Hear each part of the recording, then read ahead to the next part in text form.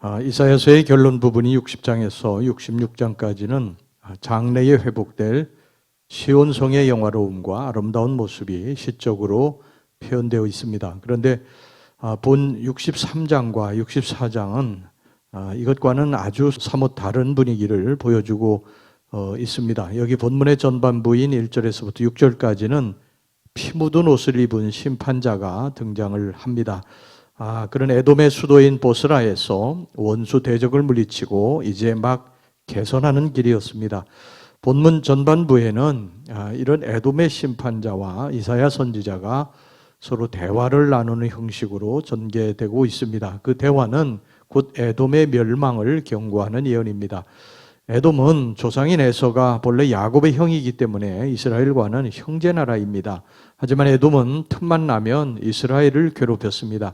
옛날 이스라엘이 출애굽할 때는 이스라엘의 진로를 방해했는가 하면 왕정기 동안에도 틈만 나면 남유다의 남부 국경을 침범하였습니다. 그러다가 남유다가 바벨론에 의해서 거의 멸망 직전에 있을 때는 두 차례에 걸쳐서 유다 나라를 침공해서 바벨론이 유다를 멸망시키는데 크게 영향을 미치기도 했습니다.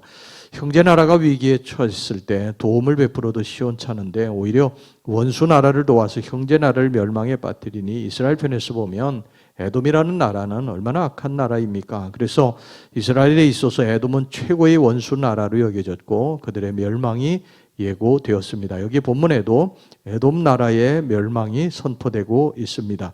자, 그렇다면 어째서 이런 에돔의 멸망 선포가 여기에 갑자기 들어가 있을까요? 그것은 마지막 날 하늘의 시온이 회복이 되고 영화로움이 나타나기 전에 모든 악의 세력은 반드시 소멸된다는 사실을 가르쳐주기 위함입니다.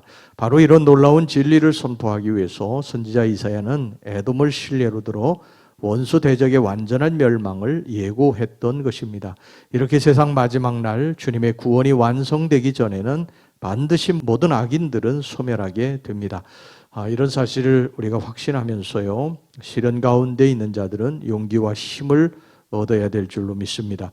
자, 그렇다면 이제 시련에 직면한 자들이 가져야 할 올바른 자세는 무엇일까요? 첫째, 악인의 멸망을 확신해야 한다는 것입니다. 2절을 보면 여기 한 사람이 붉은 옷을 입고 등장을 합니다. 어찌하여 내 의복이 붉으며 내 옷이 포도주 틀을 밟는 자 같으냐.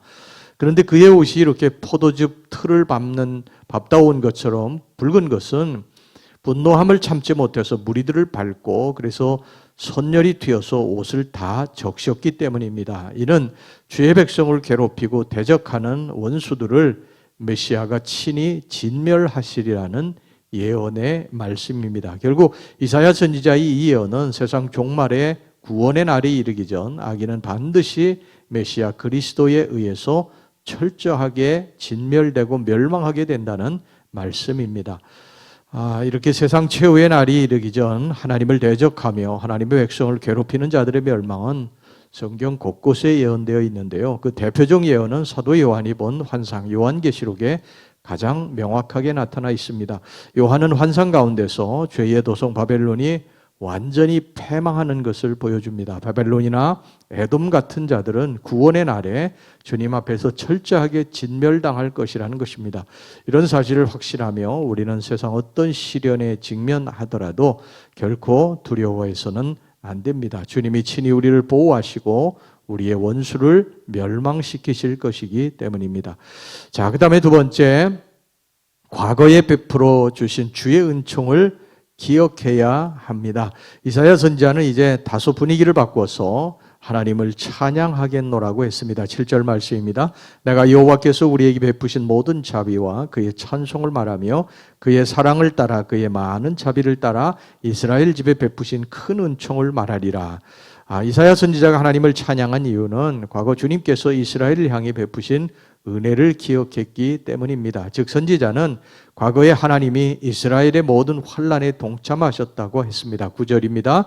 그들의 모든 환난에 동참하사 자기 앞에 사자로 하여금 그들을 구원하시며 그의 사랑과 그의 자비로 그들을 구원하시고 옛적 모든 날에 그들을 드시며 안으셨으나, 그리고 그 대표적 사례로 11절에서 14절까지 출애굽의 놀라운 역사를 상기시켰습니다. 비록 이스라엘의 수없는 불신과 범죄로 하나님께서 친히 당신의 영을 거두신 적도 있지만 그러나 하나님의 사랑은 불변했습니다. 그래서 이스라엘을 홍해 가운데 건지시고 또한 광야 가운데서도 마치 양을 푸른 초장으로 인도하듯이 그렇게 인도하셨습니다. 여러분, 우리가 힘들고 어려울 때 과거에 하나님이 나를 어떻게 인도하셨는지를 돌아보시기를 바랍니다. 내가 하나님께 의로운 삶을 산 것도 아니고 하나님의 일을 충성되게 한 것도 아니고 한 일이라고는 죄를 지은 것밖에 없는데 하나님은 내 앞에 있는 홍해를 갈라주셨고요. 먹을 것이 떨어졌을 때 만나를 내리셔서 먹여주셨고 대적자리 달려들 때에 그들을 물리쳐 주셨습니다. 환난 가운데 여러분이 있습니까? 과거에 하나님이 나를 어떻게 도우셨는가? 내 앞에 놓여있던 홍해를 하나님이 어떻게 갈라주셨는가? 나를 해치는 대적자들을 어떻게 물리쳐 주셨는가? 어떻게 물을 내주셨고 어떻게 만나를 내려주셨는가? 여러분 그것을 회고해 보시기를 바랍니다. 그러면 승리할 수 있습니다. 그 다음에 세 번째, 고난이 죄의 결과임을 깨닫고 회개해야 합니다. 10절 말씀 봅시다.